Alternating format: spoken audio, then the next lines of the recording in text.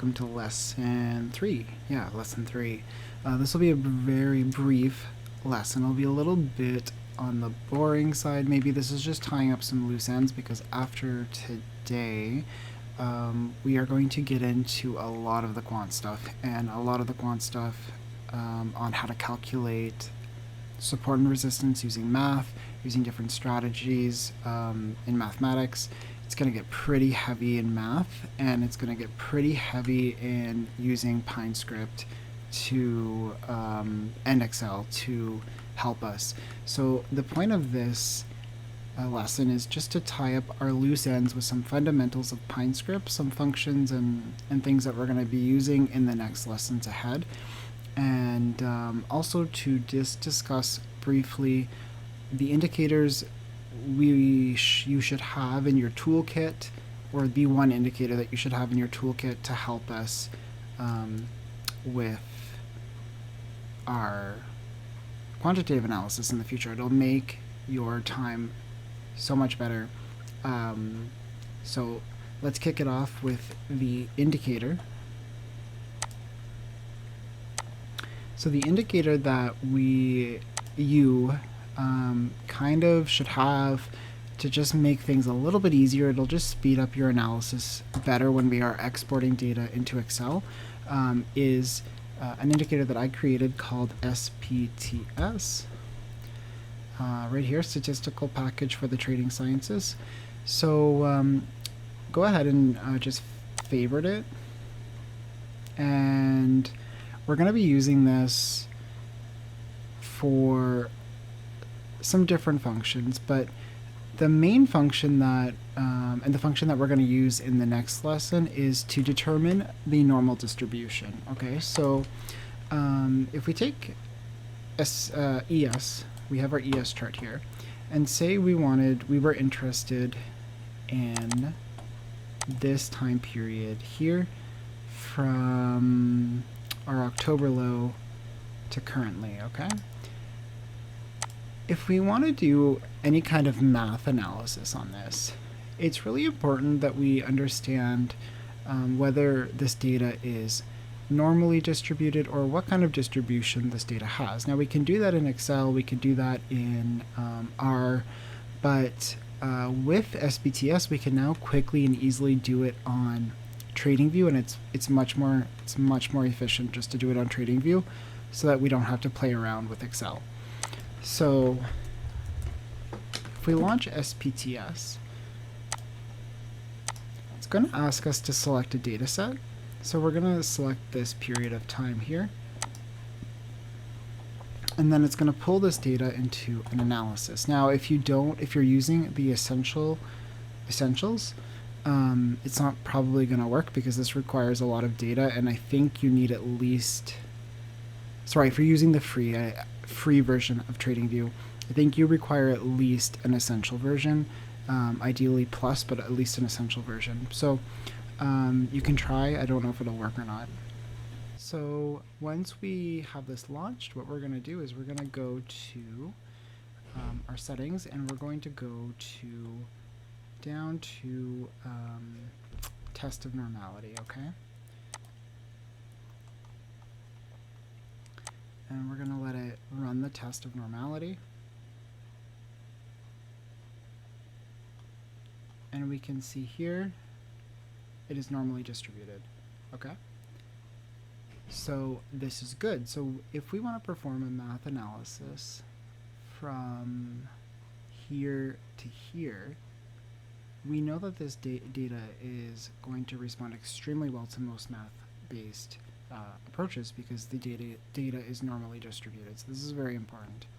Now there's other things we can do with this, but we're not going to cover them quite yet, because we don't really care until we start talking about some other different concepts. But right now I just want to prepare you for the next lesson, which is actually calculating support and resistance based on the cumulative distribution. So right now you can play around with this indicator, get a feel for all of the different functions it can do, but right now this is the main one that we're going to need to know, is the test of normality. Okay,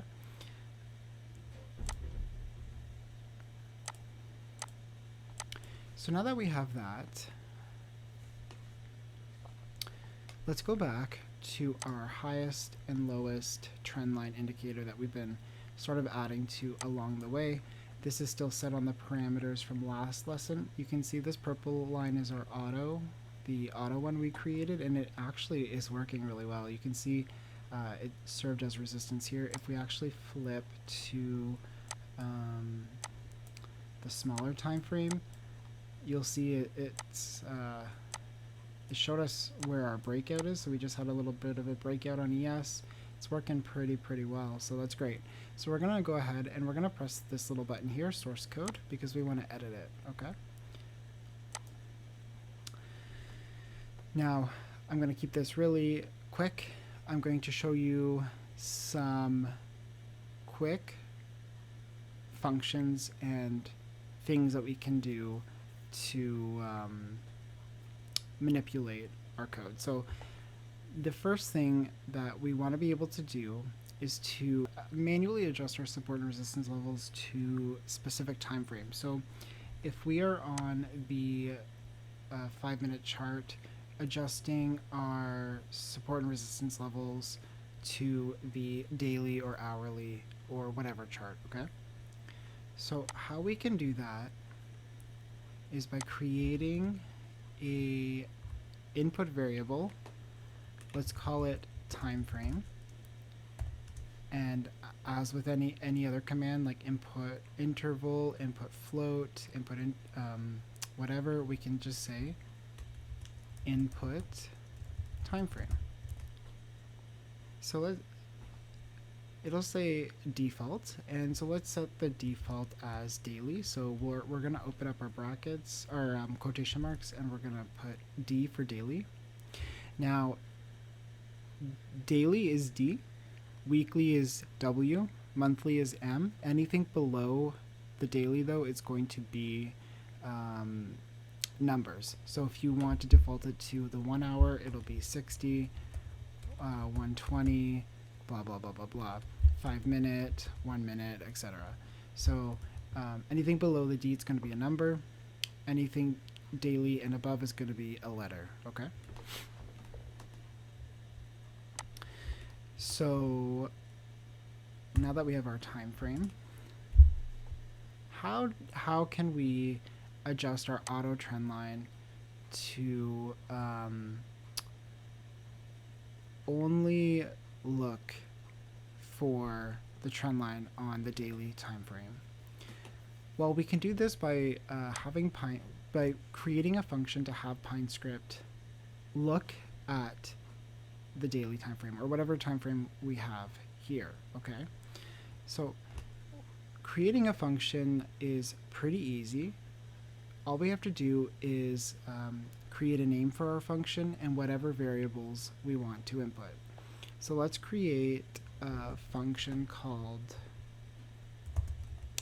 different time. Okay, so now we're going to open up some brackets, and whatever variable we want to put in there, we need to fill out in these brackets. So essentially what we want is variable. Let's just call it variable, and you're gonna understand it in 1 second. Then we're gonna do equals arrow, and then we're gonna press enter, and you're gonna see once we press enter, it's gonna actually bring us down to an indented form. That is because anything that falls under this function is going to be indented from the main margin. Okay, so what we want to do is, because we're calling a different time frame, we have to do a call function, which the function we're going to use is a request security. Okay, once we open our brackets, we're going to see all of the inputs required. Symbol, if we want to just use the current symbol, we can just say siminfo.tickerID. Okay, if we want to call a specific ticker, we could say like Amex SPY to call from SPY, NASDAQ QQQ to call for QQQ, but we just want to call whatever chart we're on. So to do that, we're going to do siminfo.tickerID, And if you watched my other video on creating a Pinescript indicator with Excel, you'll probably already be familiar with this function in some way. So now for the time frame function, we are going to input this variable as our time frame, so time frame, because we want to be able to change it, okay? Now the expression is referring to like close, open, high, low, that kind of thing, okay? We want to assign this expression as variable because we want to be able to change that, because we want to add our variables here into this function, okay? So what we're going to do is we're going to assign it variable. We're going to close this off and we're done. So now when we see, we can create a variable, say OP for open equals diff time, and then we can put in open. If we were to plot open and save this, it's going to plot the open for us. So we can see here is our daily open.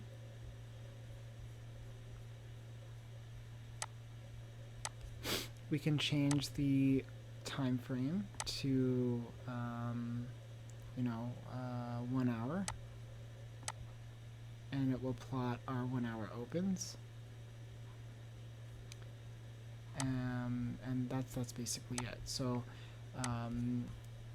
we can delete this. So now that you understand that, how will we get our auto trendline to do this function on the daily time frame? Well, all we have to do is put diff time, open the bracket, put this in, close the bracket. Down here, diff time, open the bracket, close the bracket, okay? Then we're gonna save. It's gonna compile, it's saved, and there we go. You see how this, now our auto trend line has changed. It's because it's on the daily. We can change it, or on the hourly, sorry, we can change it to the 1 day. We can change it to the 5 minute. I actually like that. Oh, look, that works really well. Look at that. That's kind of cool. Yeah, so we can change it to whatever. Okay? So that's how we would do a custom time frame. And we're going to be using functions like this quite a bit. Quite a lot, actually. So really know this. You know, my RPP indicator, RPPI indicators that people ask about, like a lot of this is involved in that. So just kind of like solidify this function to your memory, because it's going to be very important for later episodes or lessons or whatever.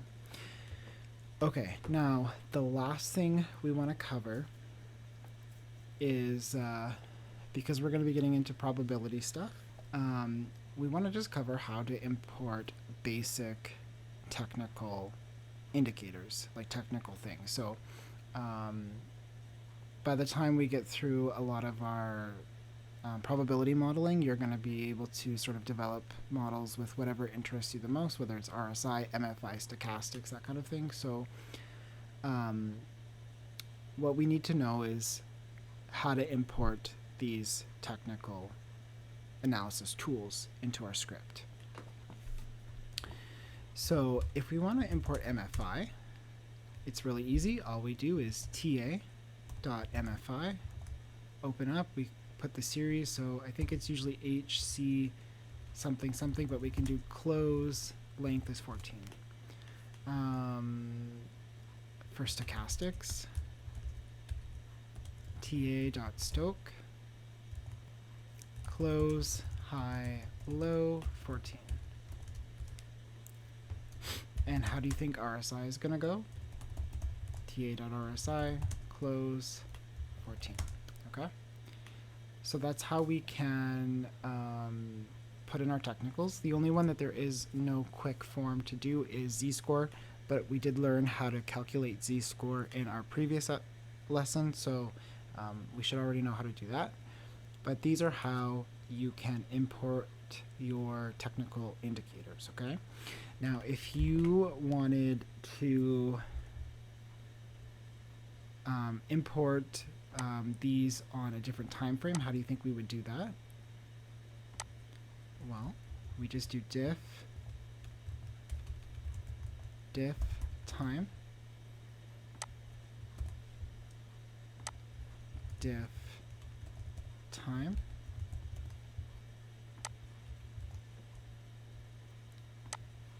diff time, and there we go. What about creating an alert? So what about creating an alert when RSI is above 80%? Give us an alert. Well, we can do it a couple of different ways. We can use the command alert condition.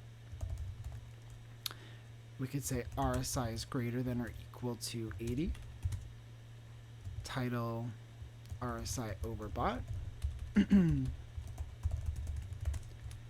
And then we were able to trigger an alert. Okay. The other way that we can get an alert, if we wanted to alert directly on our chart, is by creating tables or labels. Okay. So before we do that, we need to declare to Pinescript what we're interested in. Okay. So let's focus on RSI.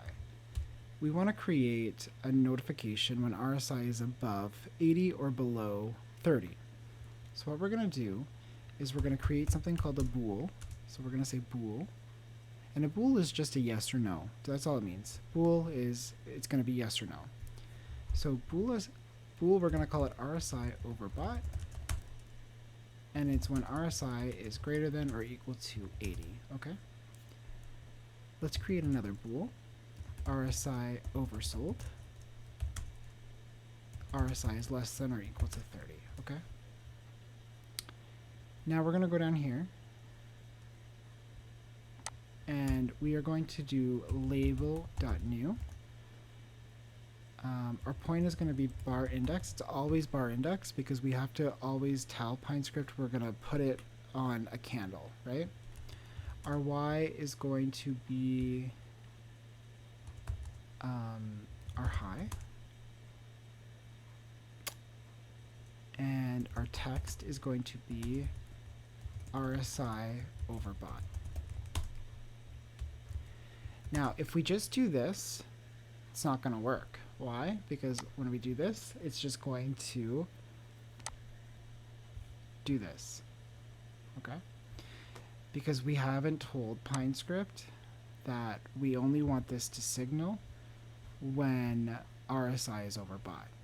So how we do that is we're going to add a condition above this saying if RSI overbought, we're going to indent this because this is the logical follow through. Then it's going to say overbought. Then we can create another variable, else if RSI oversold.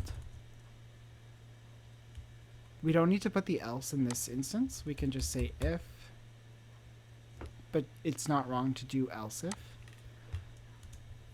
If RSI oversold, label.new, bar index. On the low, we'll place it on the low. Text equals RSI oversold. Okay, let's change the text color to color white. Let's change this text color to color red, and let's save this.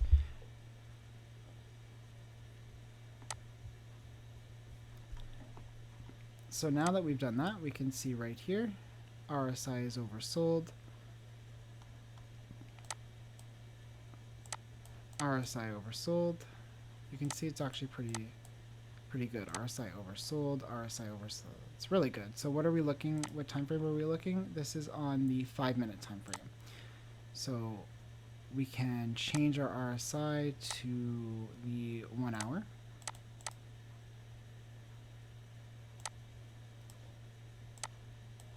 Or we can change our RSI to the 1 day. Okay. How do we stop all of these labels from printing like that? Well, the easiest way to do that is by simply creating a variable called label, RSI over label equals NA, and we can line.delete RSI over label, and then just declare, right? And then it's going to work the same way as our lines up there.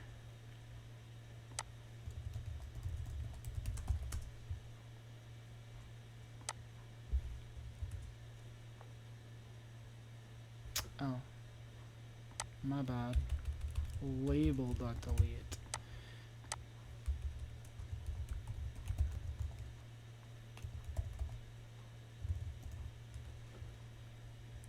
So this is the easiest way.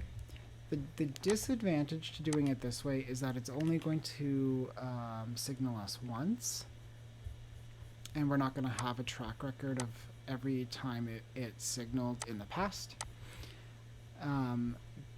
The other way around it, it's a little bit more complicated, but we'll get into that in later lessons. But just right now, to give you the fundamentals that we need to get something up and running and functioning to give us what we need to get to the next step, this is good. So we'll leave it at that. This will teach you the fundamental functions to bring us into the next lesson, which is actually getting started with calculating price targets. Okay, so that is it.